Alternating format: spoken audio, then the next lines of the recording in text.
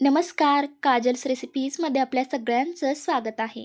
Christmas आला आहे आणि जर तुमच्याही मुलांची क्रिसमस पार्टी असेल आणि त्यांच्यासाठी बाहेरचा केक आणायचा नसेल आणि घरीच केक बनवायचा असेल, तर ही रेसिपी खास तुमच्यासाठी.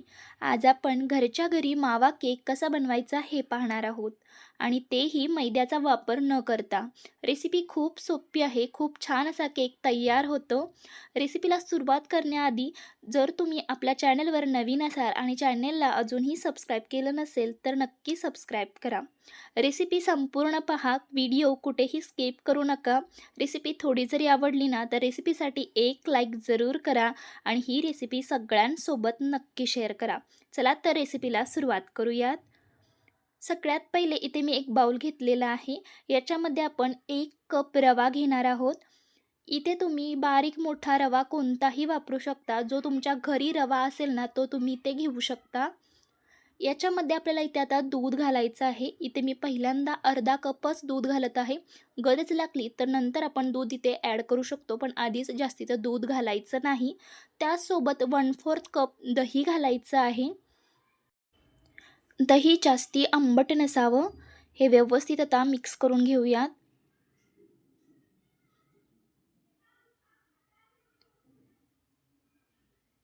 छान असं सगळं व्यवस्थित एकजीव झालं पाहिजे. इथे जर मिश्रण तुम्हाला जास्ती घट्ट वाटत असेल ना, तर इथे तुम्ही 1 ते 2 चमचे दूध ॲड करू शकता. केक बनवण्यासाठी आपल्याला इथे किती दूध लागणार आहे, हे मी तुम्हाला शेवटी सांगणारच आहे. इथे मी हे व्यवस्थित असं मिक्स करून घेतलेलं आहे आणि याच्यामध्ये मी ते अजून 2 टेबलस्पून दूध ॲड केलेलं आहे, कारण की मिश्रण थोडंसं घट्ट वाटत होतं यासाठी.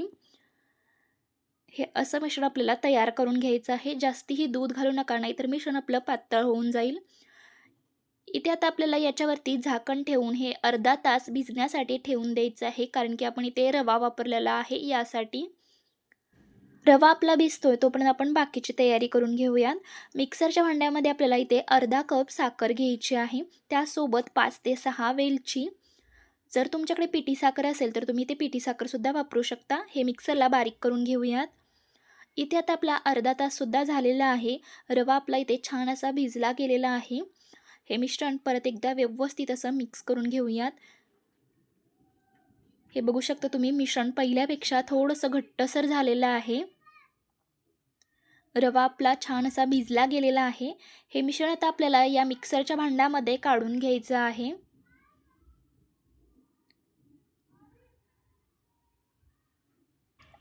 याच्यामध्ये आता आपल्याला 1/4 कप तेल ॲड करायचं आहे. इथे मी तेल वापरलेलं आहे. तुम्ही तेलाऐवजी बटर किंवा तूपसुद्धा वापरू शकता आणि हे आपल्याला मिक्सरला फिरवून घ्यायचं आहे.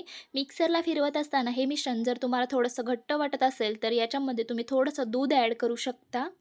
हे मी मिक्सरला फिरवून घेतलेलं आहे आणि मिक्सरला फिरवत असताना याच्यामध्ये मी 2 टेबलस्पून दूध ॲड केलेलं आहे.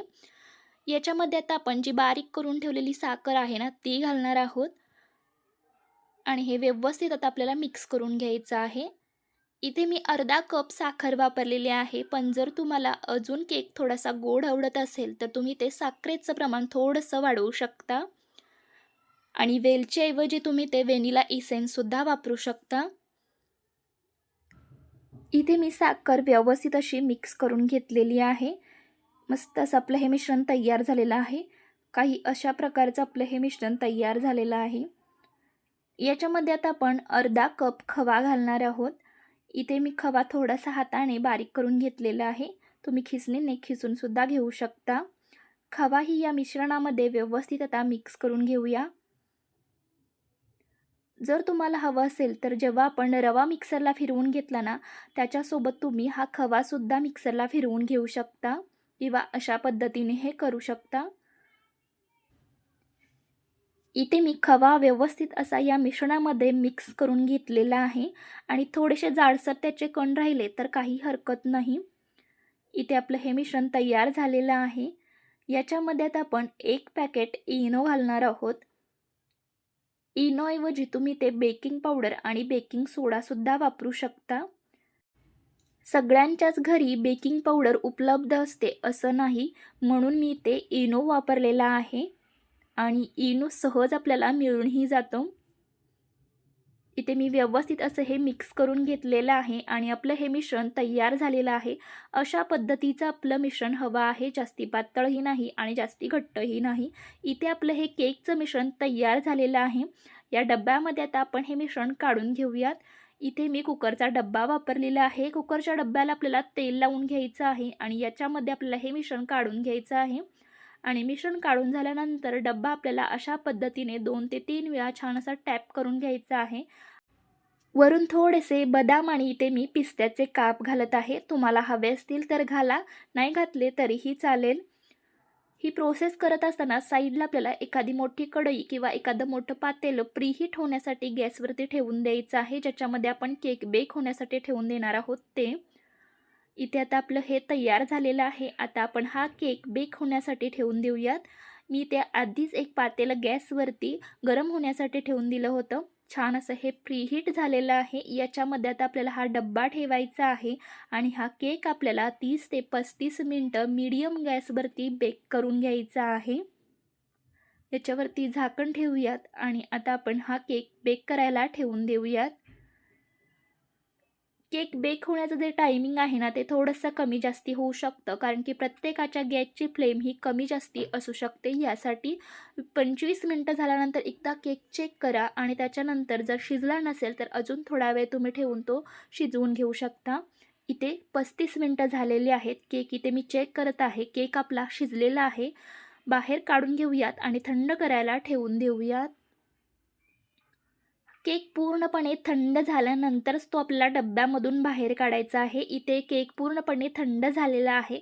आता आपण हा केक डब्यातून बाहेर काढून घेऊयात. सुरीच्या साहाय्याने आपल्याला याच्या कडा आहेत ना, त्या मोकळ्या करून घ्यायच्या आहेत आणि एखादी प्लेट याच्यावरती ठेवायची आहे आणि डब्बा उलटवून घ्यायचा आहे आणि वरून थोडंसं टॅप करायचं आहे. लगेच आपला केक निघाला जातो, अजिबात चिकटला वगैरे जात नाही. आणि तुम्ही ते बघू शकता किती मस्त असा केक आपला इथे तयार झालेला आहे. छान असा जाळीदार केक तयार होतो. एकदम मस्त जसा बाहेर मावा केक भेटतो ना, तसाच केक एकदम मस्त असा घरी हा तयार होतो. इथे मी तुम्हाला जवळूनही दाखवत आहे. हे बघा किती छान झालेलं आहे. मी याला दाबल्यानंतर तो परत आहे तसा येत आहे. तुम्ही बघू शकता किती छान तयार झालेला आहे. इथे मला केकचं मिश्रण बनवण्यासाठी पाऊण कप दूध लागलेलं आहे. दुधाचं प्रमाण थोडंसं कमी जास्ती होऊ शकतं. पाऊण कप ते 1 कप आपल्याला दूध लागू शकतं किंवा कमीही लागू शकतं. ते पूर्णपणे रव्याच्या क्वालिटीवर अवलंबून आहे. तुम्ही रवा कोणता वापरत आहात याच्यावरती ते अवलंबून आहे, किंवा दही तुम्ही कसं वापरत आहात, पातळ की घट्ट, याच्यावरती हे पूर्णपणे अवलंबून आहे.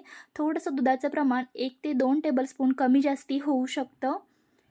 मस्त असा आपला मावा केक इथे घरच्या घरी तयार झालेला आहे. इथे मी तुम्हाला हा कट करूनही दाखवत आहे. अगदी सहज हा केक कट होत आहे.